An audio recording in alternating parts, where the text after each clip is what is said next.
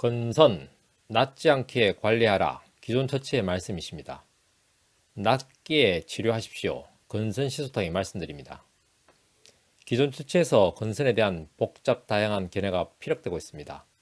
그러나 최종적인 결론은 건선은 낫지 않는다입니다. 그러기에 어쩔 수 없이 건선은 한번 발생하면 낫지 않게 관리해야 한다라고 말씀하십니다. 이와 달리 건선시소탕은 말씀드립니다. 건선은 낫습니다. 치료하시면 되십니다. 라고. 기존 처치가 처음부터 건선은 낫지 않는다라는 결론에 이르진 않았습니다. 기존 처치는 그 사이에 숱한 시도들을 통해서 건선의 근원적 치료를 위해서 노력하였고 지금도 노력하고 있습니다.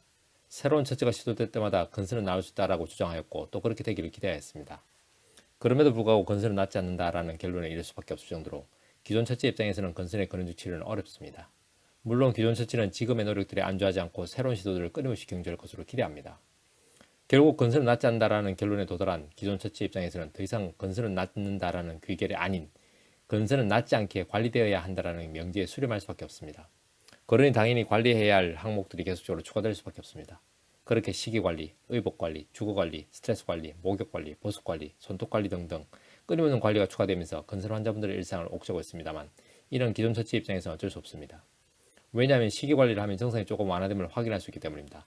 그렇게 의복을 관리하고 주거를 관리하고 스트레스를 관리하고 목욕을 관리하고 보습을 관리하고 하는 등등 조금 완화됨을 확인할 수 있기 때문입니다.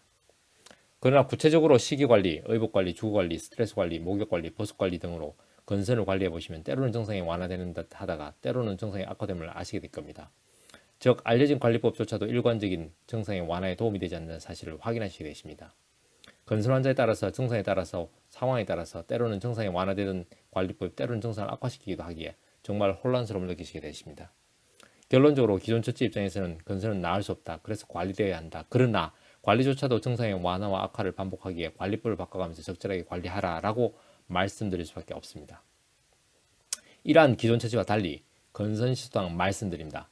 건선은 낫습니다. 따라서 복잡하고 다양한 기존 처치의 관리법에 너무 신경 쓰지 마십시오. 오직 건선시소탕의 복용만으로 근원적 치료를 도와드리니 일상을 그대로 영위하십시오. 한의학은 과학입니다. 한의학은 철학입니다. 건강은 균형입니다. 동양 한의원은 균형입니다.